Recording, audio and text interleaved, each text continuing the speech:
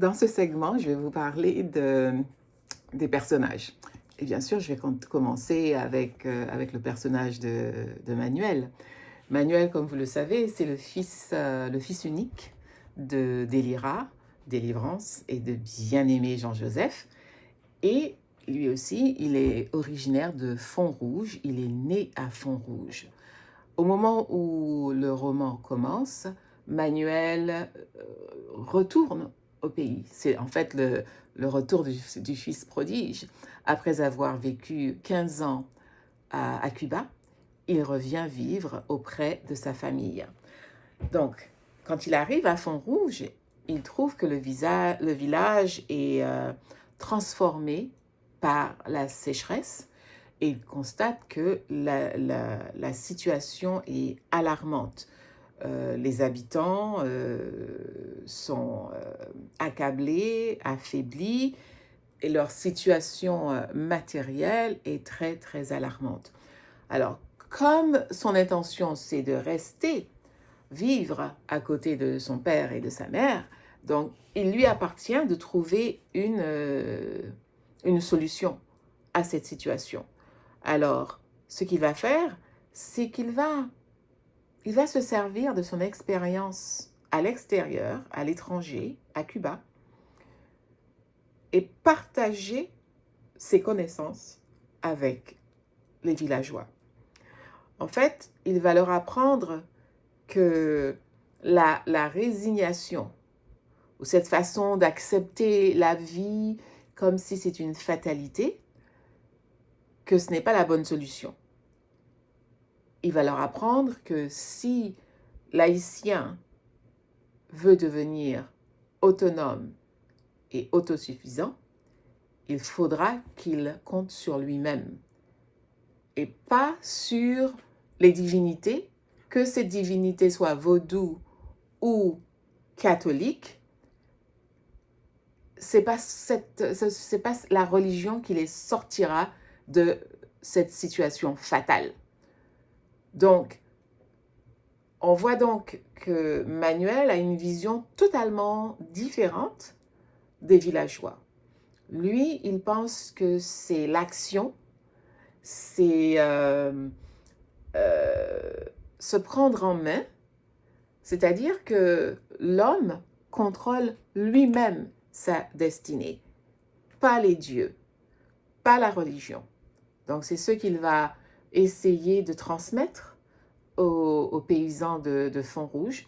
Et évidemment, 15 ans à Cuba, où nous savons qu'il y avait un régime communiste, ben Manuel a appris beaucoup de choses. Et donc, à travers le personnage de Manuel, Roumain nous apprend, ben voilà, il partage avec le peuple haïtien cette vision du monde, que l'homme est lui-même capable de se sortir de toute situation fataliste, qu'il faut se prendre en main, il faut prendre la décision de diriger soi-même sa propre vie, ne pas attendre que la délivrance vienne d'en haut. Donc, sur le plan personnel, Manuel est amoureux. Nous le savons, il est amoureux d'Anaïs et il veut l'épouser. Donc, pour gagner sa confiance, il compare la couleur de sa peau à celle de la terre de Font-Rouge. C'est-à-dire que, moi je trouve ça très beau parce que c'est comme si Anaïs, c'était Font-Rouge. Et dans une phrase, dans le texte, il dit « Je suis ça, cette terre-là, et je l'ai dans le sang. Regarde ma couleur, on dirait que la terre a déteint sur moi et sur toi aussi. » Donc, je trouve que c'est une belle phrase. D'ailleurs, on retrouve ce genre de phrase dans Pluie et vent sur Tes lumières miracles. Pour Anaïs, Manuel, c'est un homme extraordinaire qui dépasse l'humanité moyenne qu'on trouve à Font-Rouge. Elle le voit en héros. Moi, je trouve qu'elle a tout à fait raison. Mais quand elle le... Enfin, je ne vais pas tout vous dire parce que certains d'entre vous, vous n'avez pas lu tout le roman, pas encore fini, donc je ne peux pas vous dire tout ce qui se passe. Donc voilà pour Manuel. Manuel, et je vous demande de réfléchir à son prénom. même si Jacques Roumain veut mettre l'accent sur l'homme responsable de sa propre vie et de la direction de sa vie, il donne quand même à son personnage le nom de Manuel. Et dans la Bible, nous avons le personnage d'Emmanuel. Emmanuel, c'est le sauveur, hein? C'est le Christ. C'est lui qui vient sauver son peuple. Et donc, avec ce nom, Manuel devient le sauveur de Font-Rouge. Dites-moi ce que vous en pensez. Est-ce que vous pensez que le mot Manuel pourrait venir du nom Emmanuel, qui veut dire sauveur? Et est-ce que c'est ça l'intention de Jacques Roumain? Parce qu'en fait, oui, évidemment, Manuel, c'est le sauveur de Font-Rouge. Ensuite, on passe au personnage d'Anaïs. Hein? Anaïs, c'est cette jolie femme, une jeune et belle paysanne, et quand elle parle d'elle-même, elle dit « Je suis une négresse sérieuse ». Et elle tient à préciser qu'aucun garçon ne l'a jamais touchée. Ça veut dire qu'elle ne s'est jamais donnée à qui que ce soit et qu'elle est très sérieuse et qu'elle fait attention à qui elle est. À plusieurs reprises dans le roman, d'ailleurs, le narrateur décrit un aspect de la personnalité physique d'Anaïs. Il peut s'agir de sa beauté, de son visage, de sa peau, de son corps ou même de ses vêtements. Donc, l'aspect physique d'Anaïs est mis en évidence plus souvent que chez Manuel, par exemple. Et c'est une chose qu'on retrouve aussi dans Pluie et Vent sur Tellumé Miracle. Il y a beaucoup de descriptions physiques des femmes et beaucoup de fois où on les compare à la terre de Guadeloupe. Donc, la première rencontre d'Anaïs et de Manuel, c'était une rencontre au hasard. Enfin, est-ce que le hasard existe? Je ne sais pas. Mais c'est cette rencontre qui va sceller leur amour, même s'ils se rendent compte qu'ils appartiennent à deux familles ennemies. Et ça, c'est déterminant pour l'histoire, pour la suite du récit. Donc, le narrateur décrit Anaïs, une femme grandie et haute en couleur, montrant par là qu'elle est sérieuse. Et ces deux êtres sont très sérieux dans leur engagement. Anaïs est attirée par Manuel, et elle l'admire pour son langage, sa façon de faire, ses idées. Donc, en fait, c'est le nouveau venu, même s'il n'est pas nouveau venu, mais c'est le nouveau venu du quartier qui est totalement différent du reste. Et c'est pour cela que le pauvre Gervillain, il n'a aucune chance. C'est déjà avec un nom comme Gervillain, il faut se poser des questions. Ok? Donc voilà pour Anaïs. Son grand amour pour Manuel l'aide à comprendre le sens de la mission qu'il a pour Font-Rouge. Et on verra que c'est elle qui aura un très grand rôle de pouvoir persuader les autres femmes à pousser leurs époux, leurs maris, à accepter la solution de Manuel. Parce que Anaïs, elle croit suffisamment en Manuel pour même... Elle se donne physiquement à cet homme alors qu'elle dit qu'elle est une femme sérieuse, que personne ne l'a jamais touchée, mais elle lui fait tellement confiance dans la pensée et dans l'âme, mais même aussi dans son corps physiquement. Et ainsi, elle est prête à commencer une nouvelle vie avec Manuel en devenant, elle espère, devenir sa femme. Donc, à la fin du roman, Anaïs montre aussi, encore une fois, sa force de caractère au moment où Délira lui demande de respecter les dernières volontés de Manuel, même si elle est bouleversée par cela, je ne vais pas dire quoi, elle est bouleversée, mais elle prend son rôle en main et elle présentera l'emplacement, elle partagera l'emplacement de l'eau avec tous les gens du village. Donc voilà pour Anaïs. Et donc maintenant, on peut passer, je crois, à Délira. Délira, moi je crois que c'est vraiment l'œil fataliste du roman. Sa façon de commencer le roman avec cette phrase « Nous mourrons tous ». It's like we're all gonna die. elle commence comme ça. Et donc, on voit que c'est une phrase qui frappe, n'est-ce pas? Donc, elle est concernée par la situation de Font-Rouge et par la situation de tous les paysans. Sa situation, celle de son mari et tout le monde. Donc, elle représente l'archétype de celle qui s'occupe de tout le monde. L'archétype de la mère. En fait, elle ne vit que pour Manuel. Et je crois que beaucoup de femmes haïtiennes sont de cette façon. Leurs hommes en général sont très très importants pour elles, mais le fils a une place toute particulière. Et donc, quand le roman commence, la vieille Délira est accroupie devant sa case, nous dit Jacques Roumain. Elle ne lève pas les yeux, elle remue la tête doucement. Son madras a glissé à côté et on voit une mèche grise saupoudrée, dirait-on, de cette même poussière qui coule entre ses doigts comme un chapelet de misère. Je trouve que cette phrase est très belle. Comparer la poussière à un chapelet. Un chapelet, c'est un instrument, un outil spirituel qu'on utilise dans les églises, surtout les églises catholiques, mais aussi dans les méditations, que ce soit des méditations hindoues, etc. On utilise les chapelets. Et comparer les chapelets à la misère, c'est-à-dire que ça s'égrène, graine après graine après graine. Et je trouve que c'est une image très forte. Et donc, le roman commence comme ça. Ensuite, à travers le roman, l'auteur présente Délira comme une femme qui est assez triste. Une femme assez triste. Elle a beaucoup souffert physiquement et moralement. Une phrase dans le roman qui nous dit « Toutes les tribulations de l'existence ont froissé son visage noir, comme un livre ouvert à la page de la misère. » Waouh!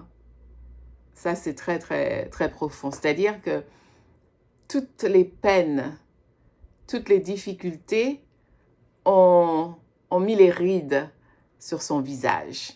Des rides sur son visage comme un livre ouvert à la page de la misère. Donc, c'est très, très profond. Donc, et Délira aussi a conscience du fait qu'elle est vieille, parce qu'elle le dit elle-même dans cette phrase, c'est que je suis vieille, petite moins, j'ai des douleurs, le corps n'est plus bon et la tête n'est pas meilleure, et puis la vie est si difficile. Donc vraiment, Délira, c'est ce personnage qui nous montre non seulement dans son corps la misère de son corps physique, mais aussi cette misère est attachée à la misère et à la vieillesse de la terre de Font-Rouge. Et je crois que donc Délira représente Font-Rouge dans sa misère, dans sa tristesse, dans sa fatalité. Voilà. Avec le retour de Manuel à Font-Rouge, elle reprend goût à la vie. Avant, elle était tellement désespérée, elle pensait que tout le monde allait mourir. Et puis maintenant que son fils arrive, le sauveur arrive, donc elle reprend des forces, n'est-ce pas? Et à ce moment-là, elle va vouloir remercier tous les saints, hein, c'est-à-dire la Vierge et tous les Loas qui protègent le peuple de Font-Rouge. Et Délira est aussi une femme, une paysanne qui travaille très dur pour faire vivre sa famille. Chaque samedi, c'est elle qui va, elle va au village voisin, elle va vendre du charbon pour obtenir quelques provisions, un petit peu d'argent. Et quand Manuel arrive, elle raconte à Manuel ses mésaventures. C'est elle qui nous dit comment les policiers sont toujours là pour leur prendre le petit peu d'argent qu'ils ont. Et c'est elle qui, en fait, raconte la misère du pays à Manuel. Donc voilà, ça c'est pour le personnage de Délira. Qu'est-ce que je peux vous dire encore? Oui, on la voit en train de reprendre, coudre une robe 1000 fois usée. Et ça, c'est une image qu'on retrouve assez souvent, qui montre la pauvreté de Délira et du village. Parce qu'à chaque fois elle a le même vêtement, elle doit le recoudre à plusieurs fois parce qu'elle n'a pas assez d'argent pour acheter des vêtements neufs. Donc, on voit donc, à travers le personnage de Délira, on voit la pauvreté du peuple. Par contre, à la fin du roman, c'est Délira qui va expliquer à Anaïs la signification de son activité. Parce que même si, bon, son travail, c'est de coudre et recoudre et recoudre, elle dit, dans les paroles de Délira, c'est que c'est une occupation, ma fille. Je couds et je raccorde l'ancien temps avec ces jours-ci. Si seulement, Anna, on pouvait repriser la vie, reprendre le fil cassé. Ah, Dieu, c'est pas possible. Je trouve que cette phrase est très très belle parce qu'elle montre comment dans le monde physique, elle fait la couture. Elle coud des vêtements qui sont déchirés. Mais c'est pour elle une représentation parce qu'elle recoud et elle rassemble l'ancien temps avec le présent, le passé et le présent. Pour elle, coudre, même si c'est coudre ses vêtements, mais c'est une activité qui lui montre qu'il est possible que le passé et le présent se rencontrent pour faire quelque chose de bon. Et je trouve ça très beau. Donc, Délira, c'est elle aussi dans le roman qui croit au monde surnaturel. Et c'est elle qui invoque les divinités à tous les moments, le jour, la nuit, elle est en prière, elle est en gratitude. Mais Manuel n'est pas comme sa mère, il ne croit pas, n'est-ce pas? Donc, dès son retour à Font-Rouge, il va essayer de la faire évoluer. Il va essayer de lui faire comprendre, de lui expliquer sa vision des croyances religieuses. Mais Délira refuse d'écouter Manuel. Donc, du début à la fin du roman, Délira va garder ses convictions profondes sur le monde surnaturel. Elle croit que la providence va régler les problèmes de la sécheresse et de la famine qui règnent dans le petit village de Font-Rouge, et elle croit que ce village a été abandonné par Dieu. Et pourtant, elle sait qu'elle a fait son devoir. Elle a respecté les croyances des anciens. Elle prie pour que la pluie tombe. Elle prie pour que son fils fasse un bon voyage de retour de l'étranger. Elle prie pour qu'il soit protégé contre les dangers de toutes sortes, contre les maladies, les accidents. Elle prie aussi pour qu'il soit protégé jusqu'à sa mort. Hein? Et elle prie pour qu'il repose en paix en Guinée. Donc, elle est très, très, très croyante et très, très, très spirituelle. Et c'est à travers son personnage que Jacques Roumain nous apprend que le peuple haïtien croit en la nature, croit en l'énergie ou les énergies de la nature à qui ils ont donné des noms différents, que nous allons peut-être en parler la prochaine fois. Donc, voilà. Et le personnage de Bien-Aimé, maintenant, Bien-aimé, il est ce personnage un peu aigri, tout le temps fâché.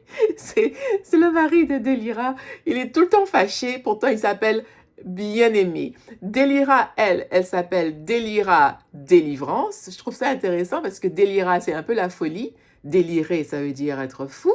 Donc, Délira Délivrance. Délivrance, ça veut dire freedom. Donc, est-ce qu'on peut être libéré de la folie? Et je crois que Roumain veut nous dire que Délira est sous la folie de la spiritualité, de la religion. Parce que les Haïtiens pratiquent en fait une religion syncrétique. Ils pratiquent le syncrétisme, c'est-à-dire mélange de catholicisme et de vaudou. Et bon, ils ont des raisons pour cela, mais elle prie les saints et aussi les Loa. Les Loa, L-O-A, ce sont les divinités, les énergies ancestrales. Donc, ça c'est intéressant. Et son nom était très intéressant. Le nom de bien-aimé, qui est toujours fâché, toujours aigri, qui s'appelle The Well-Loved One, bien-aimé. C'est comme si c'était un homme qui inspire l'amour. Alors on voit bien qu'il ne sait même pas comment donner l'amour. C'est le mari de Délira, il est un peu ambivalent, mais il est lui aussi malheureux, il accepte les choses, il bougonne tout le temps et il dit beaucoup de paroles désagréables. Il est comme ça. Donc, je crois que peut-être au fond, il a un cœur tendre, mais qu'il protège son cœur parce qu'il ne veut pas souffrir. C'est comme si il était toujours... son corps, c'est une grosse blessure, on dirait. On dirait, je sais pas. Donc, mais c'était un personnage qui nous apparaît un peu antipathique, pas très gentil dans le roman. Contrairement à Délira, il est toujours fâché.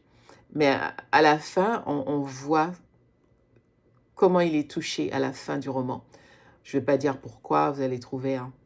Donc, Roumain nous le présente comme un vieil homme qui dort toujours sous le calebassier, qui fume la pipe.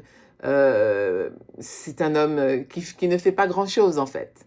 Donc, je crois que c'est le bien-aimé représente le village qui a perdu le goût de vivre.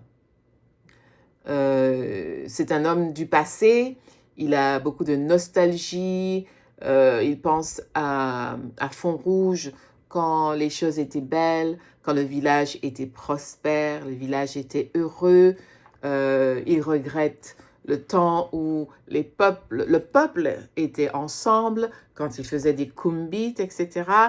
Un moment, il dit une phrase, « À l'époque, on vivait tous en bonne harmonie, unis comme les doigts de la main, et le kumbit réunissait le voisinage pour la récolte ou le défrichage. » Donc, il est très nostalgique du passé.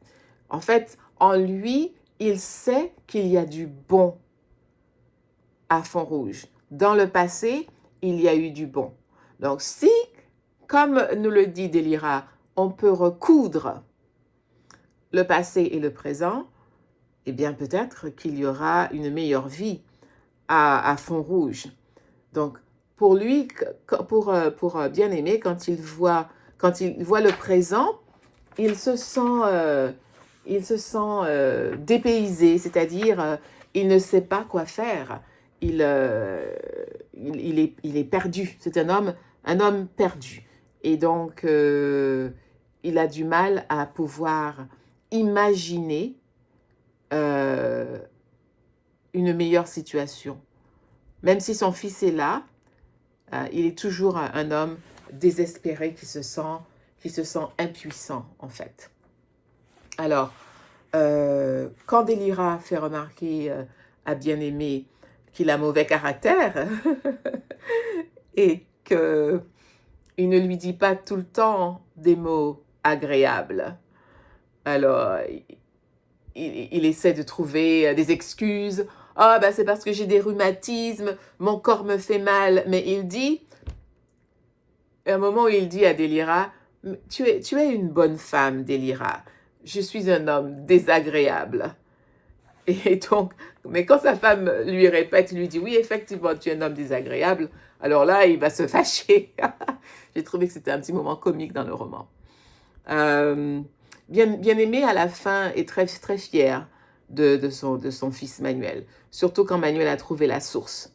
Mais quand il apprend que Manuel veut partager, il a l'intention de partager l'eau avec les ennemis de bien-aimé, ça le met en colère. Il entre dans une colère pas possible, terrible. Il dit non, non, non, non, non.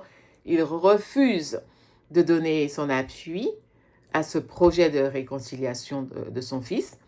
Et il fait une autre colère quand il apprend de la bouche d'Antoine que plusieurs habitants comme l'Hérisson, Destine, etc., veulent quitter Font-Rouge. Donc, il se rend compte que, oh là là, les gens vont partir, il aimerait bien les convaincre, mais il ne sait pas comment faire. Donc, à la fin, il revient, quand il part au marché, et puis il revient avec une vache qu'il n'a pas réussi à vendre, et là, il apprend ce qui s'est passé. Il ne pleure pas, mais on sent qu'il est désespéré. Donc, je vais m'arrêter là sur les personnages parce que peut-être certains d'entre vous, vous n'êtes pas encore arrivés jusqu'à la fin. Donc, on ne va pas en parler pour l'instant. Bien aimé, c'est le sentimental désagréable.